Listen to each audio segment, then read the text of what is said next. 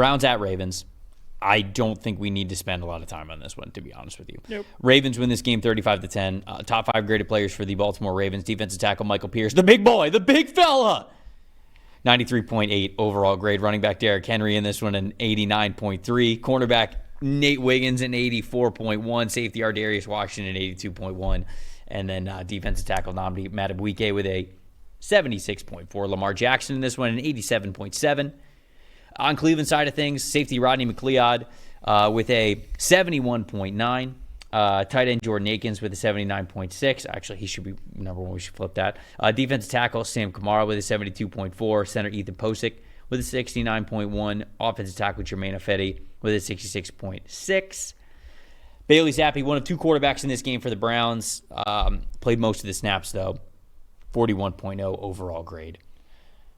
I don't have a ton to say about this game. The Browns QBs are absolutely the stat that told the story because they're not starting caliber NFL quarterbacks, and they were going up against a Ravens defense that had everything to play for. They were the early game on Saturday. They win that game. They win the division. Plain and simple. Yep. So you have 2 QBs in Dorian Thompson-Robinson, who over the course of this season, albeit in not a great environment, has not shown that he could elevate the team. And Bailey Zappi was in the same camp. Both of those quarterbacks graded within the 40s. They had passing grades in the 40s. And it was not nearly enough to be competitive against a team that's really damn good. Most impressive for me is Lamar. 3rd game in a row now with multiple big-time throws for Lamar Jackson. No turnover-worthy plays. This dude's rolling. And I think that they're in a spot where they feel good about getting revenge on next year. On what happened last year. And they obviously got to beat the Pittsburgh Steelers. Easier said than done. Then they got to travel to Buffalo, we assume. A lot easier said than done. We assume. But, then they'll get in a situation where they'll face the Kansas City Chiefs, and I think that they'll feel pretty good about how their season was ended last year, how they came up short again by a toe to start the season. The most disappointing thing is the Flowers injury, just not really knowing how much of a factor he's going to be moving forward. That is a killer for them because with Flowers fully healthy, I think that this is an offense that is capable of going into Buffalo and potentially beating the Buffalo Bills and then going into Kansas City and beating the Kansas City Chiefs. Without Flowers, gets a little bit more tricky. So those are my thoughts on this game in Baltimore. Yeah, real quick, I had a typo there on my part. You mentioned Rodney McLeod's grade there. It's actually 81.9 instead of 71.9. So he was still there. He was their highest. Okay. He was their highest graded player. I had a typo doing that this morning. You mentioned. I'll start with the Flowers injury. I think Flowers is hit that level of receiver. I don't think they can win a Super Bowl without him. That's their number one receiver, and it's really not all that close, especially at that position. Bateman's been better lately, but Flowers is the guy, especially with the ball in his hands. He's just incredible. You mentioned it with the Browns quarterbacks. If I was picking a stat out, I would say Bailey Zappi with a 34.7 passing grade and a clean pocket.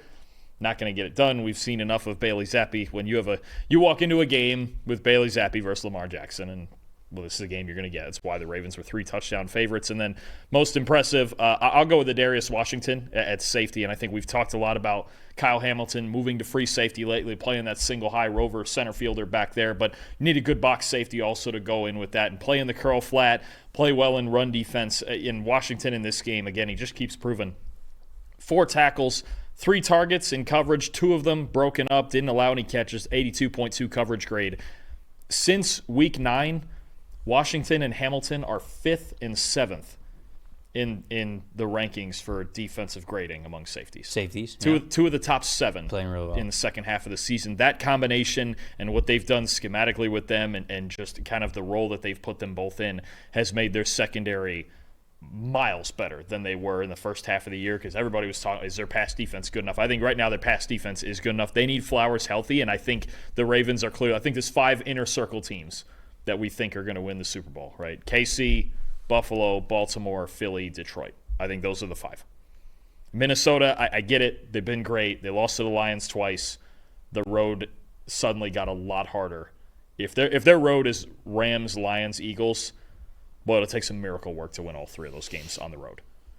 I get it with Minnesota. They're 14-3, but I think those are the 5 teams. And I think I would put Baltimore ahead of Buffalo because I think head-to-head, I think that's a nightmare matchup for the Bills.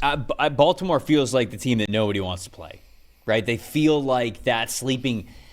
To me, the Ravens feel like a sleeping giant type of a team where we identified very early this year that they were Super Bowl caliber. And it feels like outside of the Lamar MVP discourse, we haven't talked about the Ravens too much, and they have just continued to win, continue to get better. And I just think that they've played a really good brand of football, and in particular, a really high floor brand of football. You don't really walk into Baltimore, you don't play the Baltimore Ravens and like, man, they just lay an egg on you. Like that's never. You have to play a really good football game to beat the Baltimore Ravens. They have such a high floor, and that's why I think it feels like a safe bet when you project them to play anybody in the playoffs, is you know that they're going to show up for it. So I'm very excited to see that, and obviously, like we said, Pittsburgh plays them very, very tight, so it's no guarantee they even win that first one against the Steelers. You never know what could happen in the playoffs, but I'm excited to watch this Ravens team.